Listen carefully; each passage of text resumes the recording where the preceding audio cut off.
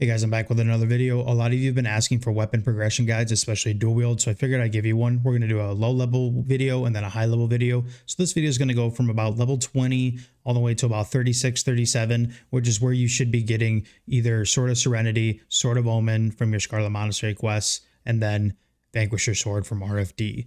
As always, I am streaming on my Twitch, My Barbarian Warrior, where I'm forcing myself to level dual wield as well. I started right at level 20.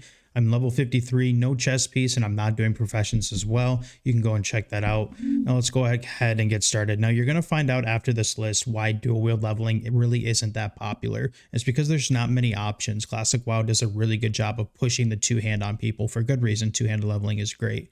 But you're going to find that a lot of your best options, if not all of your best options, are through the auction house. But I did find some, I do remember some items that you can get from either quest items, dungeons, a couple other one-handed weapons. But if you have the cash, I definitely recommend, checking the auction house out instead of some of these options. But I did want to make sure that I did pick items that were accessible to everyone, because not everybody has gold or they don't have alts or, whatever.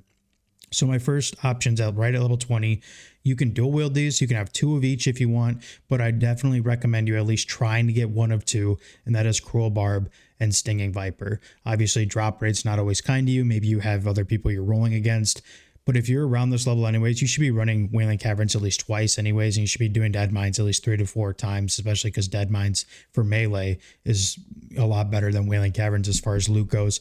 Now, obviously, these are really high attack speed, but they're good early on because it does give you a lot of burst. But obviously later on, we want you to have that faster offhand.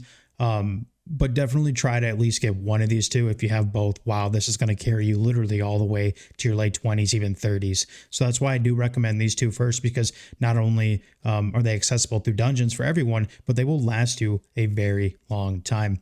And you're going to see how bad this list already downgrades from those two, because the very next option for me, at least, would be the Heavy Bronze Mace, which is a craftable good main hand, 2.8 attack speed. So again, good for those humans with that racial. It does have 4 strength, which is 8 AP. Now it does require a little bit of mats, but here's the thing is that the server is so saturated with players right now that some of these mats should be not only easy to get, but rather cheap, because there's going to be so much of them. So I'm going to recommend you getting this mace if you can't get Stinging Viper or Cruel Barb. A blacksmith can make it for you. It's a pretty common recipe. Now my next one is Slate Metal Cutlass. Now this is for Horde only. This comes actually off of Torix Assault, right? When you walk into Ashenvale, it's that quest where you walk into the little Alliance post, you kill the elves, and then the boss elf comes, you kill her.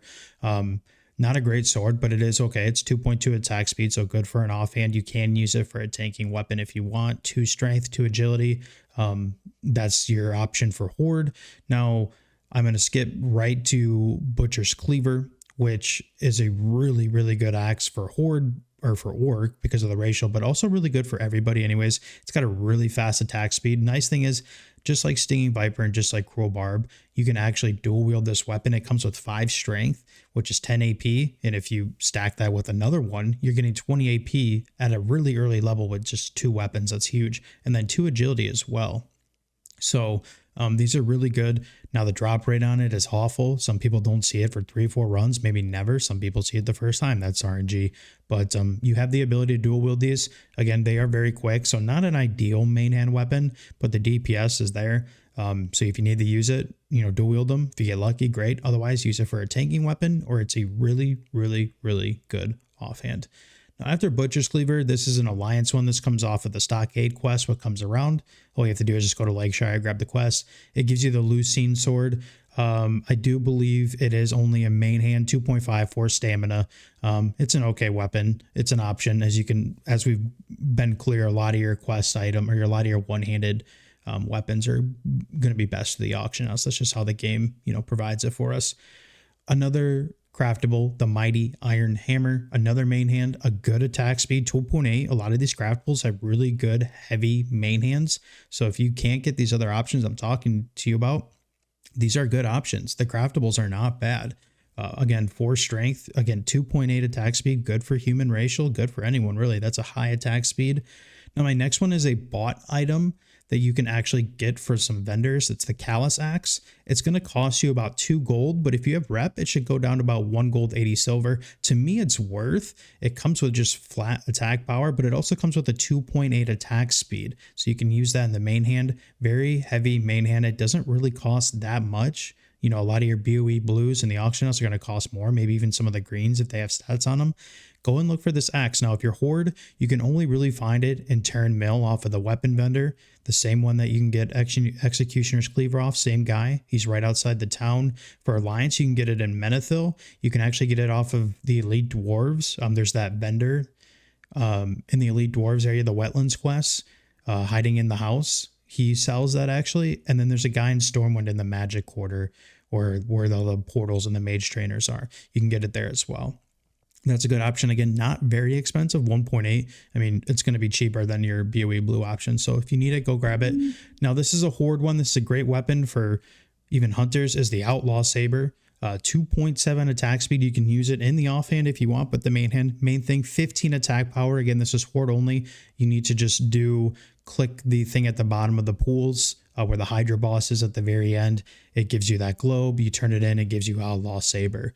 Really good weapon, 2.7, great main hand that's going to carry you after it potentially your Cruel Barb or your Stinging Viper or one of the craftables I was just talking about.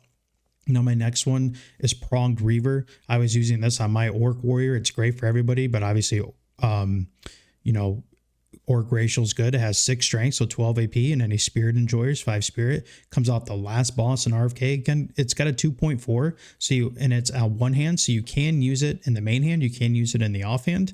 It's at that 2.4 speed where it's okay for both. I actually used this weapon for the longest time on this warrior here until about the 40s, I would say, just because there wasn't that many options. We didn't get anything crazy, but yeah, this is a great weapon. Go ahead and grab that one if you can. RFK might be the safest dungeon, honestly, in classic WoW hardcore, so you have no reason to get that. Now, my next two are from dungeons as well, but they're off of rares. So Iron Spine Hammer, which is off of Iron Spine and SM Graveyard. And then I do want to throw out the Royal Diplomat Scepter. A lot of people don't know that this rare actually exists. So it's right before the last boss. You go on the other side of the, you know, the little ledge that you guys clear through. On the other side, that's where he is. He pats. It is kind of dangerous. A lot of people don't go that way, but I'm going to throw that scepter out there just in case, because a lot of people don't even check for that rare. And then Iron Spine's Fist, obviously, you know, there's more than one rare, and then obviously you got to divvy down, like, is it going to be him? Is it going to be the different rare? But anyways, if you do happen to get this mace, it's huge. It's got strength on it, good AP, and you can use it in either hand as well, and it's got a 2.4. So in a perfect world, you know, you would team that up with Pronged Reaver out of RFK, you'd be set. My next one is a very dangerous quest, and I would not go here unless you have water breathing or you have potions. Anything to help you hold your breath underwater. And it's one of the cove quests where you got to get the plans from the boats, the sunken boats over in Arathi Highlands, the bottom left corner in those cove quests. I hate doing those quests. I have lost tunes there because the Naga do frost bolts and they do net you. So if you don't have potions or underwater breathing, you get netted down there and frost bolted. Good luck getting back up to the water. You're going to drown. Very dangerous quest. But if you have some way out of it, or you have help, or you know, you just are extremely careful. This hammer's not bad. 2.7 main hand speed, and it's got 7 strength as well. Kind of a pain of a quest to do, but this hammer's good.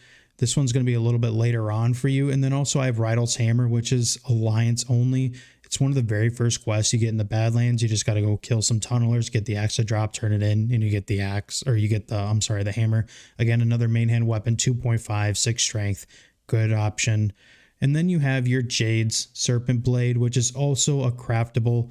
Again, I think you need Jade, you need a citrine, I believe, and then a couple other items. Again, a lot of these blacksmith items, I am recommending these craftables because the blacksmith items, there's so many of them right now on the servers, especially Horde side, and they're cheap. I mean, why not just spend the money and get it crafted real quick? It's a good main hand weapon, 4 strength, 4 agility. You can use it in the offhand if you want, so it is a one hand, but 2.6, you kind of want to be using that in the main hand. And then obviously you have your Scarlet Monastery weapons of Sword of Omen, Sword of Serenity, and then Vanquisher Sword from RFD. So as you guys can see, there is very slim pickings when it comes to quest items items you can buy from vendors. A lot of the one-handed weapons are through the auction house, either BOE drops in dungeons or just BOE world drops. So I tried to find you guys some options for if you don't have the gold to spend on those options, but there is quite a few cheap options on the auction house. You should definitely always be checking, depending on your server. But I hope this video helped a little bit. Good luck to all my dual wield levelers out there. It is not easy to start off with the lack of weapons. Hope you guys find some options. Be sure to subscribe, and I'll see you guys another time.